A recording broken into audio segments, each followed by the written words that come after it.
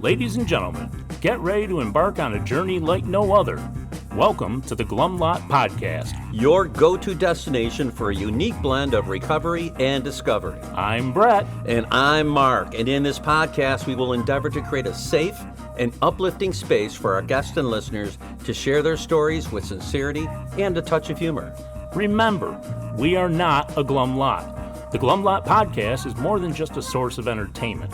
It's a beacon of hope, proving that even in the darkest moments, recovery is possible.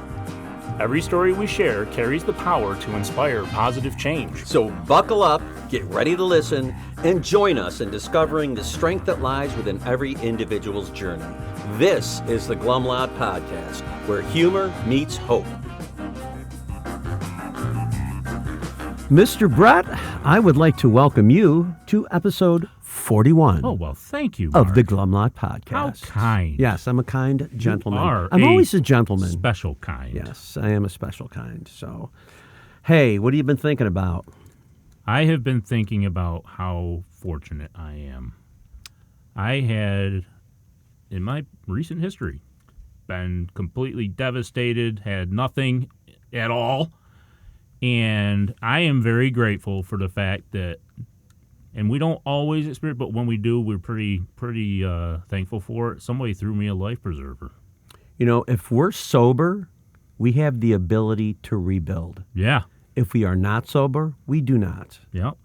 So keep that in mind. And you know what? Part of life is setbacks. Oh, yeah. And, is. I'm a good swimmer, but I always seem to sink when I'm struggling, right? I always sink, and I can swim back up for a little bit, but then I sink again. And this is prior to my becoming sober. I want to make that clear. Yeah. But, that's what I did all the time. And then some of you will recognize this from a certain book that I definitely love, but it is so true. And until somebody threw me the line that was going to save me and get me out of myself, I struggled. I almost drowned completely. And boy, am I glad that there's people out there that want to really help you. If we're fortunate, we get to the point where we realize that we can float. Right. And a good friend of mine and a good friend of the show's always says, it's not about finding the calm after the storm. It's about finding the calm within the storm. Yeah. And it's really work. I mean, you really have to put the work in to do that. You can't just say it. And the willingness. Yes, you have to be willing. You have to be willing to do what it takes. Yeah. And that's practice whatever step is necessary to drop into whatever situation you're in.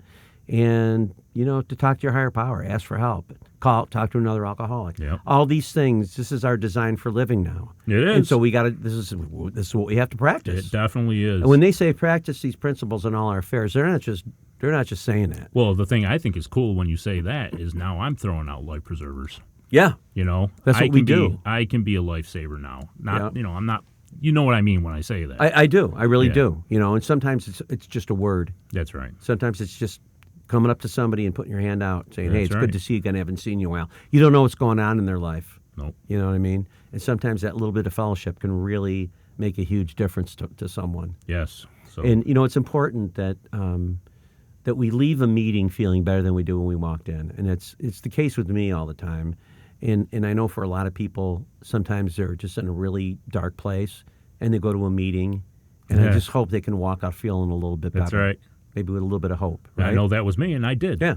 I did. Yep. And that's the way it works. So here's to life preservers. To yep. all And of you know that what? We have a guest today who is also a prolific author. Yeah. 21 books under his belt. Yep. 21. And some about recovery, some about poetry. And baseball. And baseball and all these plethora. Different things. But this is what he's done in his sobriety, and it's pretty cool. He's a creative guy, and I love being creative myself. Yeah. There's a real fulfillment to that. And I think that comes through sobriety sometimes. It does. Because we aren't so and we talked about this up. before. Yeah, you're not so muddied up, and your creativity is free to flow. And I remember thinking when I was drinking, I need it to be creative. Yeah, I need alcohol to be creative. All the really great creative people, they had their best ideas when they were haven't drunk. you heard of absinthe? Yeah, and you know what? Bullshit. Yeah, that is an right. excuse. Yeah, I also know that wormwood drink who drove a lot of people to insanity. Yeah, and it's like, okay, so you come up with all sorts of crazy ideas, but you don't follow through on them. No. And even as a sober alcoholic, there's a woman in AA that always says, alcoholics are great in the 100-yard dash, but they ain't worth a shit in the mile. Because we are great starters. Oh, yeah. We are great. We come in with 100% gusto. That's right. But it's the finishing. I hope I can remember to talk about that on the next one. I think I'm going to intro with that, is how I never used to finish anything. Oh, boy. Hey, you know what? Let's get somebody on here who does finish things. Yeah. Which is our guest, and I think he's going to be a really interesting guy. So let's welcome Paul. Paul!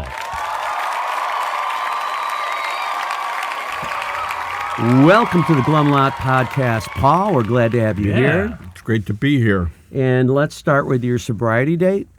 June 23rd, 1979. Okay, that's a long time. That is fantastic. Without me doing the math, how many years is that? 45. Okay, wow, that's awesome. Actually, it'll be 45 later this month. Okay. All right. Yeah, we aren't going to pick. That's great. Yeah. And you got to live long enough. Yeah, you do. You do. And I'm pretty sure I won't see 45 years. You might surprise us all. Can we start back with your first experience with the effects of alcohol? We can, but actually, I want to just pause here. Sure. Because the name of your podcast is The Glum Lot. We know it's from the big book, We Are Not a Glum Lot. Yeah. I don't know if you guys are aware, but there used to be a meeting in these parts called the Lollipop Guild. Yeah. I've heard of it, yeah. And I was just checking with it. I've went only once or twice. They would give a big old lollipop to the person with the gloomiest face. Nice. That's awesome. They would, they had a gong, like the Gong Show. If you spoke more than 3 minutes, they would They'd gong you. And they had every meeting was an anniversary meeting. They wore leis and had barbecue, and they celebrated anniversaries. Well, I think we might need to incorporate some of this stuff. Yeah. You won't be able to see the lace, but the gong is good. Yeah. So I want to get that in more there about the because barbecue. as soon as I heard the name of your podcast, I said, I reminded got you. to talk about that. Yeah, I've been to cool. a couple meetings that are a little bit different. They each have their own little take on things, how to keep it fun. Oh, they closed. I was just going to say, I think I heard something about They that. closed in the unusual manner. Instead of They the turned usual and manner. faced outward and said the Lord's Prayer. Really? That's cool. We will now close in the unusual manner. Why not? So man? they turn around. Yeah. Hey, why not? To each his own. So, well, that's good stuff, man. There's probably a lot of groups across the world that do things kind of goofy just to be fun. Keep it fresh. Keep it fresh, Yeah. So, my first drink, I don't know the age, but I was, let's say, 11 or 12. My Uncle Freddie was downstairs. He was over as a guest, and he had a beer. Yeah. And I tasted it, and I hated it. Yeah. I hated it. I had no interest in it. most kids do. Yeah. And then I didn't come from a drinking family. My mother would iron clothes in the summer, and she would have a little beer, and that would last for hours. Oh, that's so weird. She didn't bother. My father, he might drink at a wedding and couldn't handle it really. He would have what he called a crying jag. Oh, no kidding. So, Made him a little emotional. So I went out to Minnesota for my freshman year of college.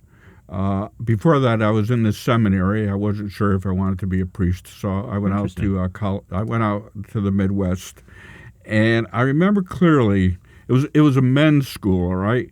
Mm-hmm. And in the springtime, they bussed in a busload of female students, and they had a keg there. So it was kind of a sanctioned drinking party, and I'll tell you this, I got instantly drunk. I drank as fast as I could. They talk about social lubricant. Mm-hmm. My tongue was cotton, and it was great. Yeah. It was like I could say or do anything. You're right. And, in a very real sense, that's all it ever was. That's it right there in a nutshell.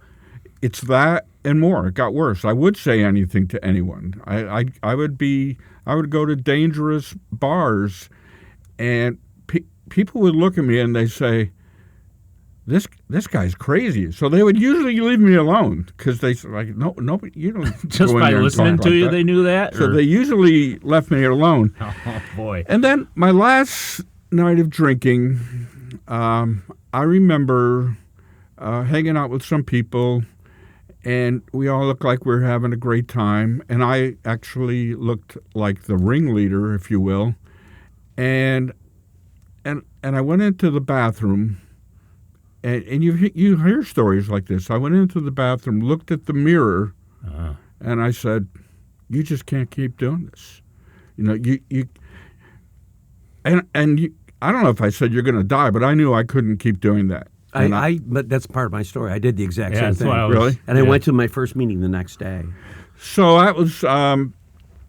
I had just turned 30, and I didn't know what I was going to. Oh. So I'm in the bathroom, and, I can't keep doing this.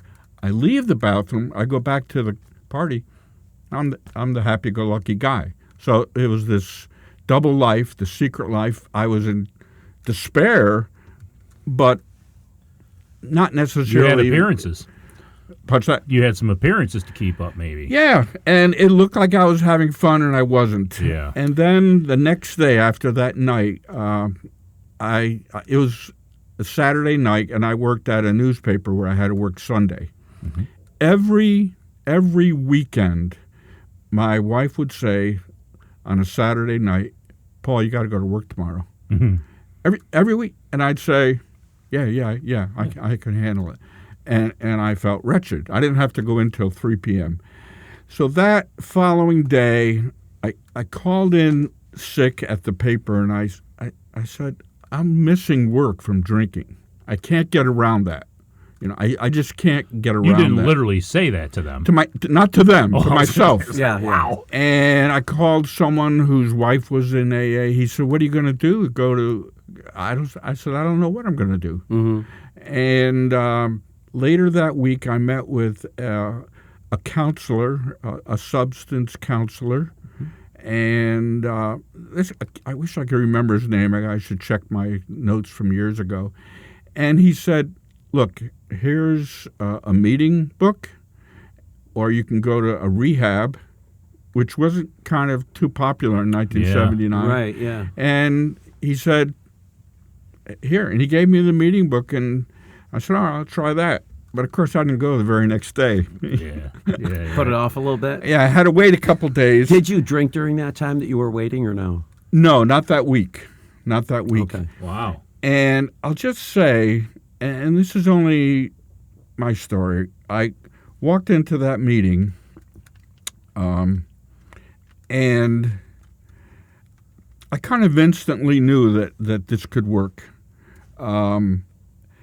For one thing, I was greeted by a friend of mine who drank with me. Mm. And he and I were crazy parties. Was this a surprise that you saw him there?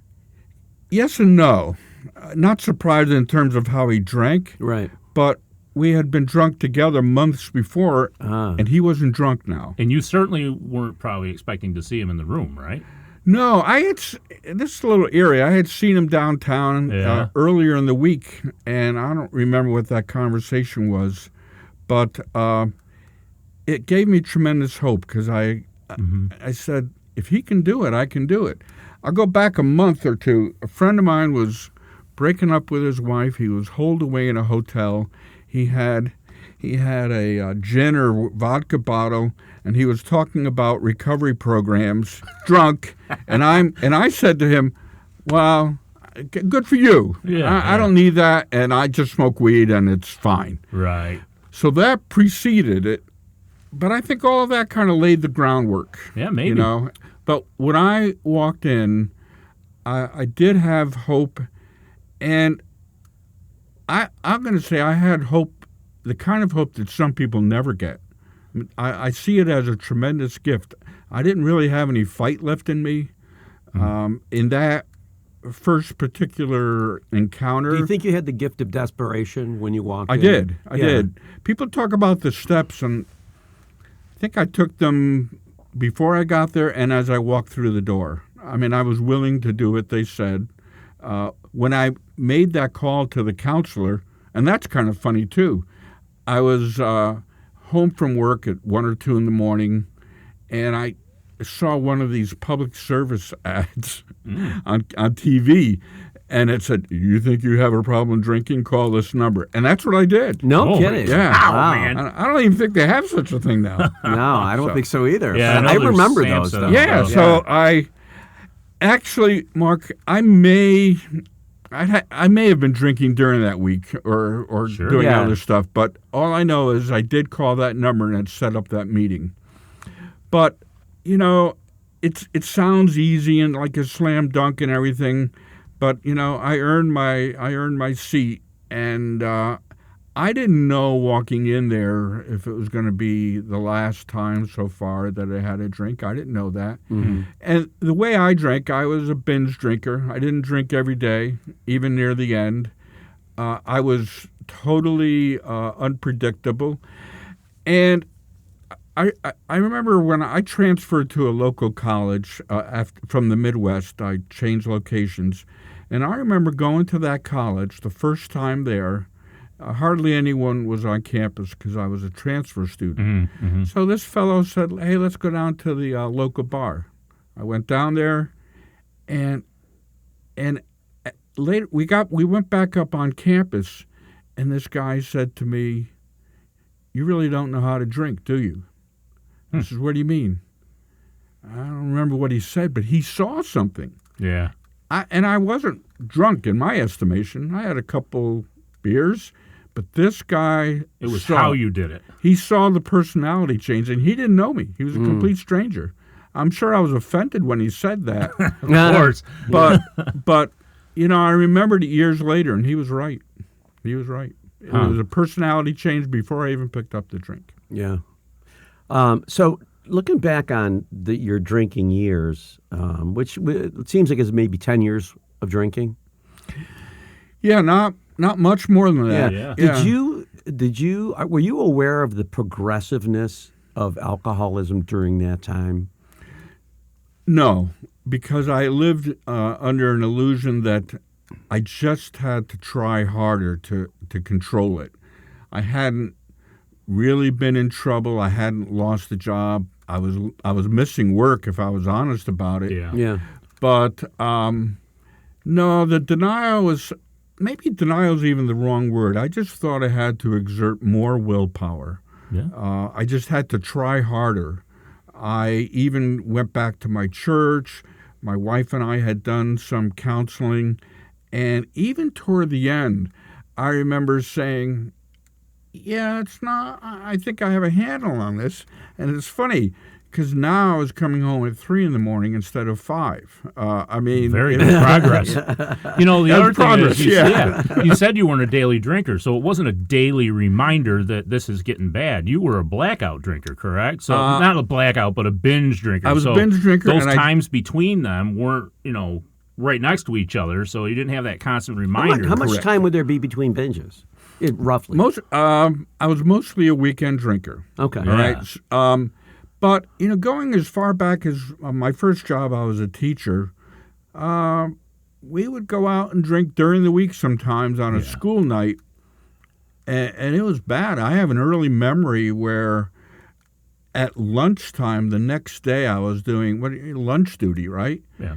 And I'm sitting there, and some kid next to me, I probably had the clothes on from the night before, and the kid says to me, "Have you been drinking?" You smell like a Mr. brewery, dude. And I'm sure I denied it, but that's Right. kind of bad. Yeah. So I can relate to this a little bit because, for the most of my time, it was the same way. And for me, the depression got to me, right? Because I couldn't, on those binge days, I couldn't stop it. And I had done some very unsavory things. So that's what got me. But, the day-to-day wasn't there for me to be that constant reminder that maybe I do have a problem. It was just, how do I stop once I get started? I couldn't, I wasn't a daily drinker because Yeah. my body couldn't take it. I see. In 1974, I was hospitalized for what was called ulcerative colitis. Mm. Fast forward, I had a doctor, once I got sober, tell me, you don't have ulcerative colitis. And I got hospitalized after a wicked binge.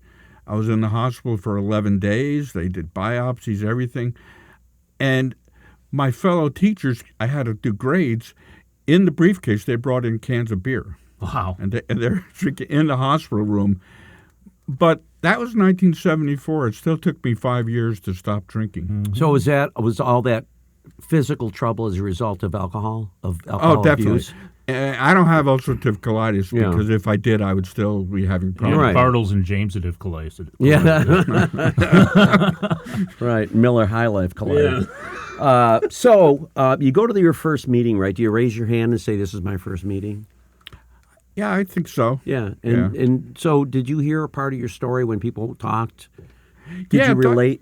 Definitely. And, I didn't know what to expect. And I was just talking about this the other night. So when I walked in there and I saw the steps on the wall and stuff like that, I kind of liked that because I had been in the seminary. Oh, I yeah. kind of liked the churchiness of it, if you will. People are often saying this is not a religion, it's a spiritual program. To be honest, I think if you asked a person, define the difference, and they couldn't. Yep. But for me, it actually was a good way to slide in, and I didn't expect that. But to your point, people told their story. I said, I'm a writer, and stories, that's it. Yeah. Muriel Rukeyser, the poet, has a line. She says, "The universe is made of stories, not atoms." And I love that quote. That's pretty neat. So people are telling their stories, and I'm able to identify with them. And actually I think things are a little different now from then because, to my recollection, we do tricky things with our memory, but I don't remember anyone telling me I had to think or do anything. They weren't saying get a home group, here's a big book, do the steps, get a sponsor, blah, blah. They were saying the most important word in recovery, the most important word, and that word is welcome. And I was welcome. Yeah. Nobody was wagging a finger at me. I was welcome. Did you go to another meeting right away? I think I might have. I remember coming home and telling my wife, I said, it's kind of fun. It's the same people I drank with, in one case, literally. Yeah. And they're having fun. They seem, I had hope. I really had hope. Yeah. Yeah, they are in a glum lot. Yeah. Right. Boy, Had to. if you can catch a little hope at that first meeting, Oh, yeah, man. that means so much. And that was it for me because I could not believe the things they were laughing at, right? The general public would be mortified at some of Right. that stuff. And I was like, my gosh. how These are my cool- people. Yeah, yeah. And it's true. They, I consider that a gift. Oh. When people say you gotta wanna stay sober more than you want to drink, and I agree with that. But I have to call it a gift. All right. I didn't roll my sleeves up and say, well, now I'm going to stop drinking and I'm ready. It wasn't. It was pain. It was pain that brought me there in desperation. Sure. And memory's tricky, and it's easy for me to say it because it was a long time ago that it was easy. So I hesitate to go that far, but I don't remember. I don't remember the last time I felt like drinking. I've certainly acted Talk drunk. about a gift. It is a gift. And what happened at my first meeting, maybe most people never get that. Not, it certainly isn't I think I'm everyone's with experience. you, actually. What's that? I think I'm with you, actually, on that because it was very moving for me, and that's when I knew I was going to be done.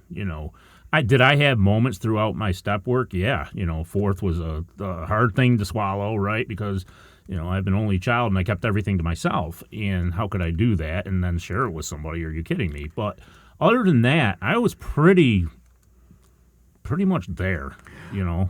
I was so grateful, and I felt a new life.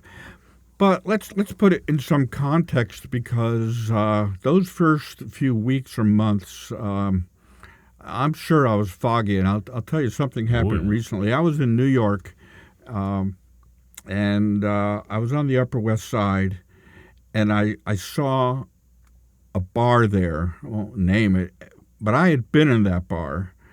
And I really couldn't sort out in my mind if I was there drinking or not drinking, because I did things like go to bars and did all those wrong things, really, for a while. I once called my local – I had moved to New Jersey. It's right after – almost weeks after my first meeting, I left my location and went to another state, okay? And I lived in the Y.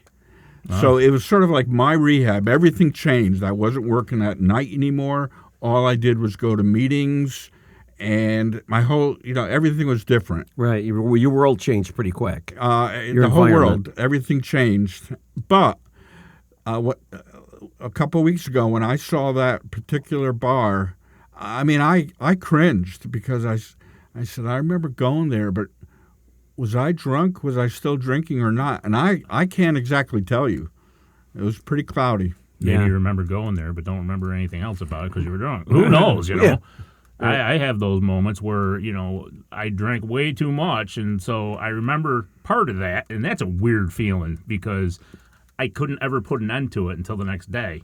So I had no idea what I had done after I had gotten started. But I remember going there, but that's... I remember going, well... I would contrive an argument with my wife and storm out, and that's kind of how I drank. It was like I didn't know this till afterward, but I would contrive an argument so I could go out and drink. But to go back, to talk about blackouts, let's see, 6 years before I stopped drinking, I went out on New Year's Day, I think it was. I took a long train ride, drank the whole time, and then went out driving my car at night. And I banged it up a little bit, and I had roommates who thought they were joking around, and they said they were making up a story as if I had hit someone. Oh, to freak you out? Oh. Freaked me out. And you didn't know the difference, right? No, and so I go to look at my car, see if there's any blood. See if there's any blood, and carnage. Reading the papers. Oh my God! See if anybody been hitting. Listening to the radio, everything, and that was good for keeping me dry for a month. Yeah. Well, I remember driving home blacked out, not remembering what route I took, and I always checked my car. Not only for damage, but what if there's some hair in the grill? You know what I mean? I'm like, well, I don't know what the hell I did. I don't remember. When you literally don't remember. No, I don't. And these guys had a ball with that. They were just you, huh? And at least one at least came into recovery later. But that's terrifying. Yeah. And for days and days, I have to. People listen to the radio. Then I'm looking in the local paper. I wasn't crazy enough to call the police up and say anybody hit anybody and drive so off. So was there this guy that maybe looked like? See, that's the unmanageability. That could have happened. That if you don't think that's unmanageable, I had I knew someone who lost their car. They went out drinking and they woke up in the morning and they were like, I have no fucking clue where my car is, and they called the police. Oh, they said, I didn't drive home drunk because I don't have my car, but I don't know where my car is. The next day, they said, we found your car. It was parked at one of many bars that they had gone to, and they didn't remember even going to that bar. Obviously, they drove their car drunk there. Mm-hmm. But I'm like, okay, so how is that not unmanageable? Yeah. I lost my car. I don't know where it is. Yeah. And the cops are laughing. Oh, of course. They're like, well, it's good you didn't drive. But man, it was... but it was only good to keep me sober for a month. Well, I can't say I was sober, but you can't scare an alcoholic for long. You know what I mean? You can't scare an alcoholic for long. No, except that last night when I stared into the mirror, I was falling apart to the point of I thought I might die. Yeah, you were in a very dark place, and you couldn't get out. Yeah. Yeah, I was. But the that was a same way. self-realization. It that was. wasn't somebody telling That's you. correct. We all That's the get here. difference. We all get here on different paths. Yeah. I had a relative who, this is ironic. I had a relative who would say, an in-law. She would say, "Paul, you got to do something about your drinking," and I was offended. Like, give me another beer. You're not going to tell I'll me. show Who you. are you? And the irony was that as years went on, I did find a program, a spiritual program, and I didn't get holy, but I found something, and she didn't. She wasn't an alcoholic, but she didn't have such a thing that I had, and it was kind of an odd difference, and it didn't make me better or holy or Sure. anything, but the paths diverged. Yeah. Hey, you mentioned that you're a writer, and you gifted us. I know you've written several books. Mm-hmm. You gifted us this book, One Page at a Time. Can you talk about your writing and how you came to do these kinds of things? And Sure. If you go back to when I worked at a newspaper after I was a teacher, that was like out of the movies. People kept whiskey bottles in their desks. They smoked cigars. They had yeah, it was old school It was newspaper. the old story. So it was a big drinking world. Right. All right. We went to off hours bars that the cops and the writers, newspaper writers, knew. Yeah. But you know what alcoholics do? They sit on a bar stool and talk about what they're going to write or do. So I didn't start writing until I got sober, and for me, I don't know if this is directly a sobriety topic, but even if I have a lousy day of writing, I feel good. It Right. really that is. creative process does a lot for you, right? It's everything for me. It really is, and that's one of the gifts that I attribute to recovery. Can you walk us through how you got to the first book that you wrote?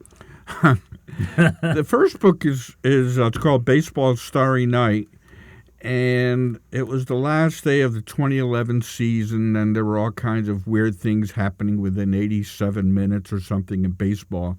And I had a friend in the program down in North Carolina, and he texted me and said, "You should write a book about this." I said, "No, I don't want to do that. It's too much work. I wouldn't know what to do."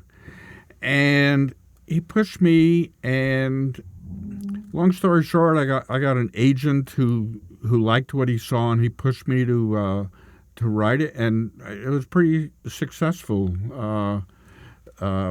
Doris Kearns Goodwin, the Pulitzer historian, she gave me a blurb. My brother knew her and her husband, and she liked my book, and she called it a magical book about a magical night. And wow. you Now, gotta if use people that. if people want to find this book, is it available? Yeah. They're all available on Amazon. And as for this book, this book One Page at a Time. It actually started as a concept 5 or 6 years ago. I wanted to have a deck of cards that would have these topics. Let's say serenity, and you turn it over and it has a little reflection. Yeah, like flashcards almost. Yes, and I couldn't get anyone who would manufacture them and sell them. And so that just kind of sat on its own. And then within the past few years, I said, I'm going to take all that and I'm going to make it into my own book. And I think there's 70 topics. There should be 365. It would be a much better book if it was one a day. But I don't have much attention span, so that's as far as I got. So how I'm- would people find your books? Really through either Instagram, Twitter, or a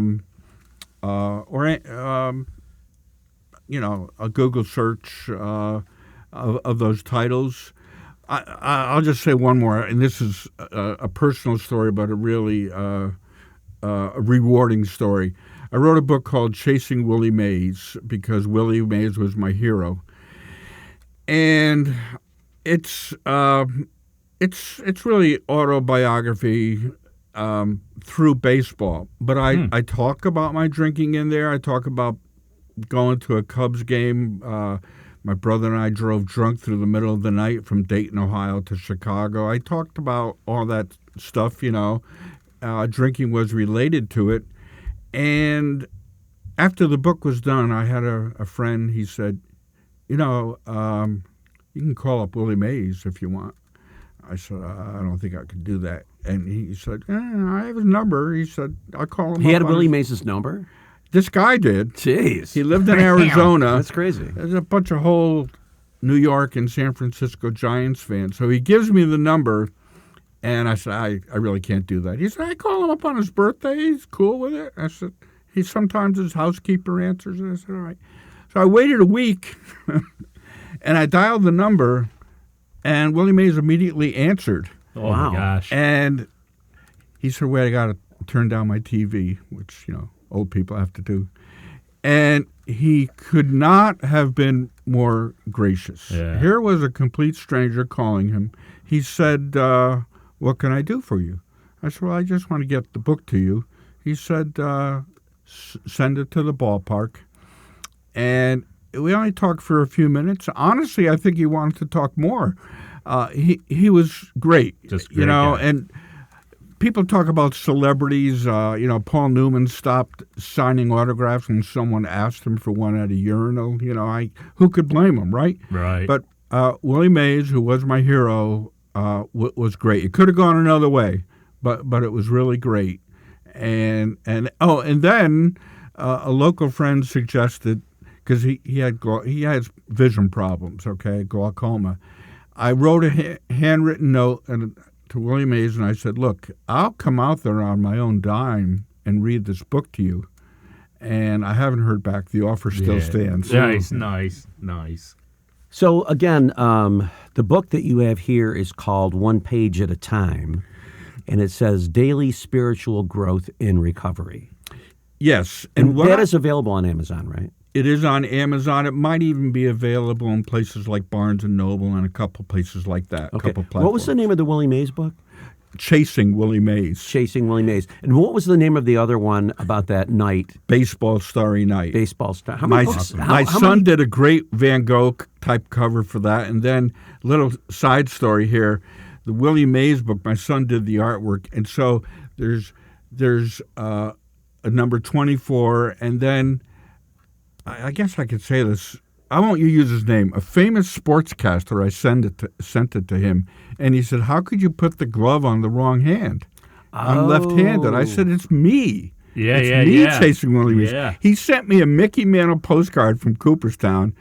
He's a famous retired sports broadcaster who went to SU. Okay, all right, Yep. yep. And I think I've met him a couple times, did you actually. You gonna mess his hair up a little bit? No, you can't. It's perfect. And I said that to him. I go, dude, your hair is...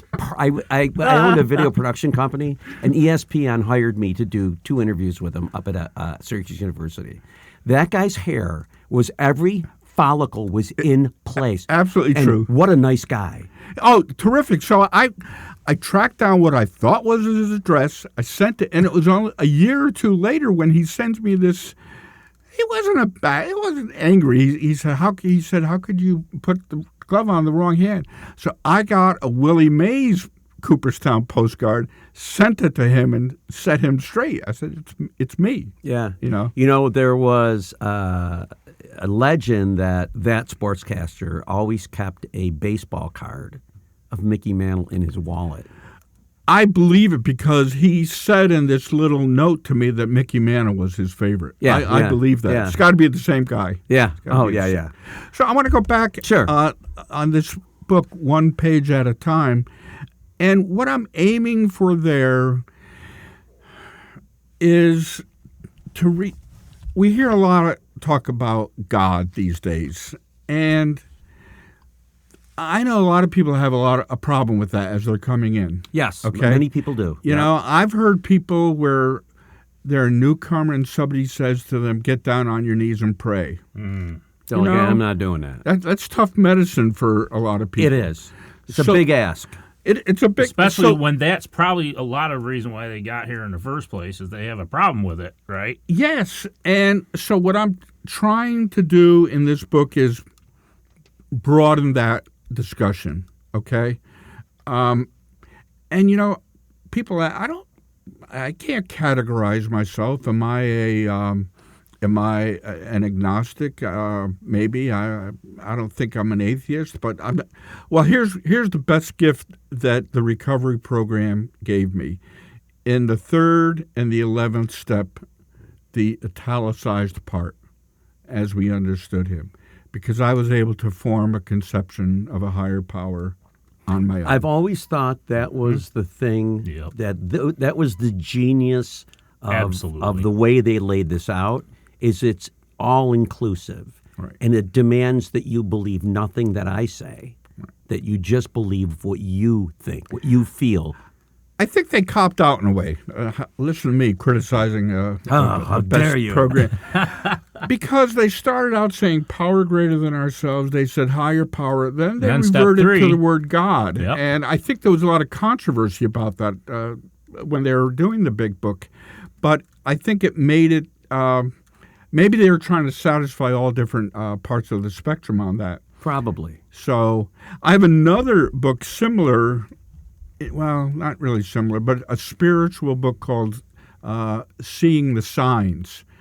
And it's just little snapshots, observations of things that maybe are more than coincidence. Perhaps they're spiritual. I don't know if the word spiritual means. Alan Watts famously said, being spiritual isn't thinking about God while you're peeling potatoes. It's peeling potatoes, Right, yeah. And so, I don't have any special insights, but I really, it's kind of a thing to me that especially newcomers, they really should not be barraged with or hit over the head with that kind of thing, because it was not my experience. Yeah, and I think as you start through the big book, as you're going through the stories and you read there is a solution, you get through We Agnostics, I think what the program's may be thinking of, by the time you're at step 3, you've read all of these things and you may have narrowed it down a little bit. But, in the beginning, no, you're right. They don't talk about it specifically being God until step 3. Well, and I know, like this one person I sponsor, and somebody said, well, read that chapter, We Agnostics. Yeah. He read it, but the response was almost like, you'll come around to our way of thinking eventually. This is okay for now if you just use the group. Yeah, because it says most do come to, To me, that's kind of condescending. Let the person find their own path. You know what? If it's the group for the rest of their life, that's fine. Exactly. Yeah. Exactly. Yeah. And there's no, and I have a friend who doesn't like the Lord's Prayer at the end of the meeting. Mm-hmm. He doesn't like the word God.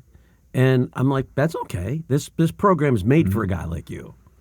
It's your understanding. If you don't want to say the prayer at the end, don't say it. Just get out of yourself. I had a sponsor who's not alive anymore. He meant the world to me. He changed everything. And he got me sort of interested in Eastern religions. But he said he was an atheist. He helped hundreds upon hundreds of people. Sure. And that's not the slightest exaggeration. And he meant so much to me. He would say things like, God is in you and stuff. It just opened the doors for me. He really did. I want to just say one thing along those lines. I did make a note. This same guy, Raymond, who died in 2008, he tasked me as a sponsor with writing haiku poetry. So he said, you have that in you. I want you to write haiku poetry.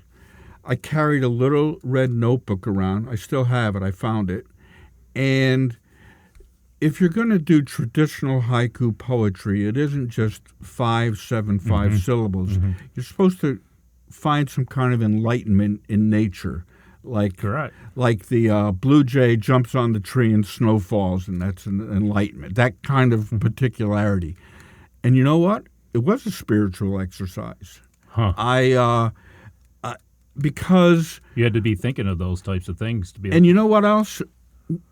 When you feel better, Right. you see better. And conversely, when you see better, you feel better. Yeah. And so I have no hesitation telling somebody I'm working with, I'm sponsoring, to do something like that.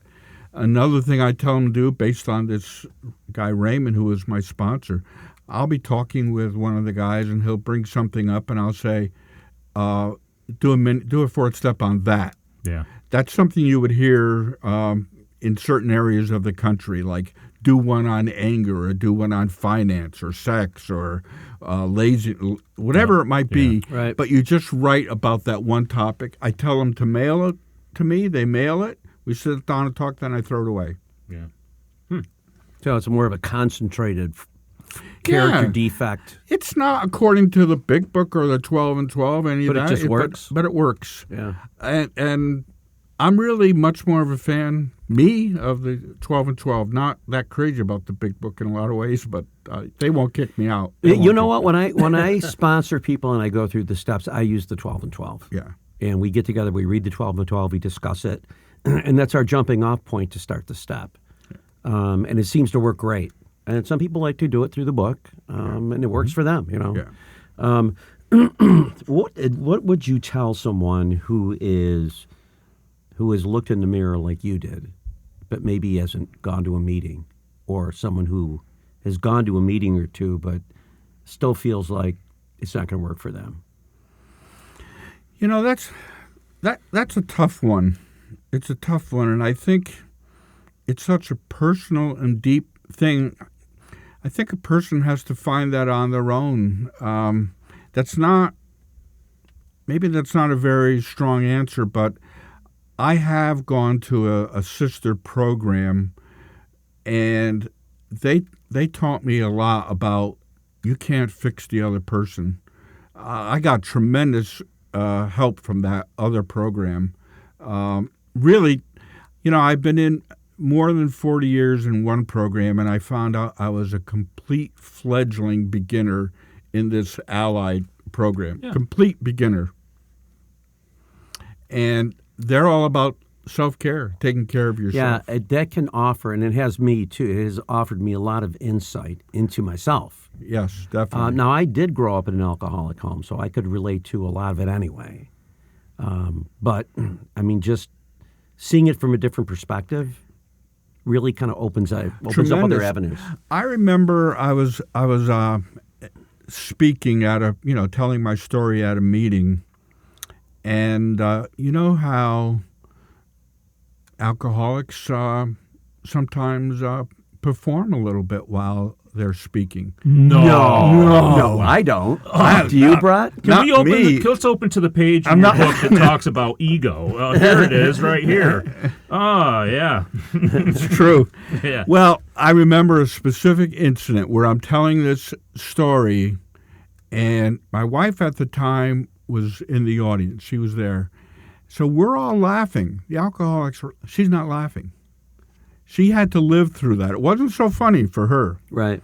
And that kind of taught me a little bit of a lesson. We're the kind of people who are, tap dancing on the railings of the George Washington Bridge. Ha ha, look at me.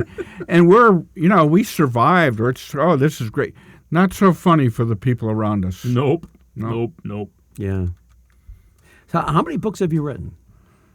I think 21 or 2. It's over 20. God. So if somebody finds one of these titles, they'll find the rest of your books too, right? They Yeah, will. when I went on, Okay. when I looked through Amazon because I had gotten the title of one of the books, so of course I wanted to find some more and see what interested me. So yeah, they were all there. So yeah, I mean, not Fantastic. every single one of them, but there were like 7 or 8 of them, I think. No, I So, appreciate your guys saying that. I don't really know how to promote them, so fair enough. Thank you. that's Well, okay. I think that that's what makes you kind of a unique guest. And, Yeah. And for anybody listening to the podcast, they can maybe use some of these things as a I'll tell resource. one really heartening story. I Sure. wrote a book of poetry about a neighborhood in the city where I live, and I got a phone. I left the book at a coffee shop. I work out of coffee shops. I love Yeah. hanging out at coffee shops. And I got a phone call from this guy, and he said, "You know that poem that you wrote in that book?" I said, "Yeah." He said, "You know the one where you talked about a memorial tree and a memorial stone?"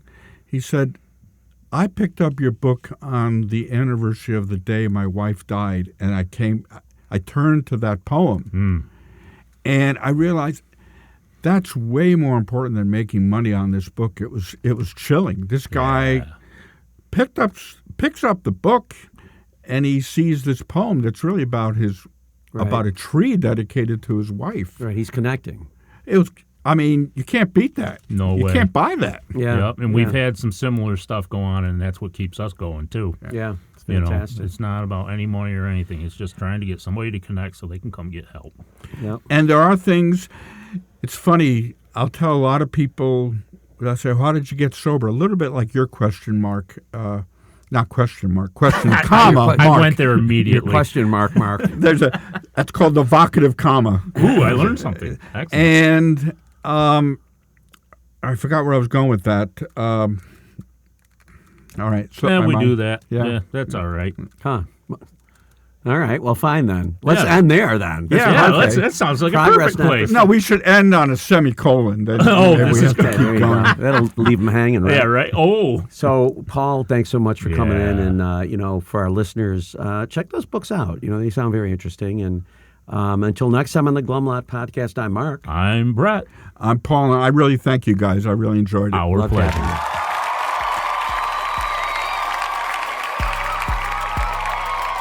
As we wrap up another episode of the Glum Lot Podcast, we want to extend our heartfelt gratitude to each and every one of you who tuned in today. Navigating the path to recovery from alcohol and other substances is a journey filled with challenges, triumphs, and self-discovery.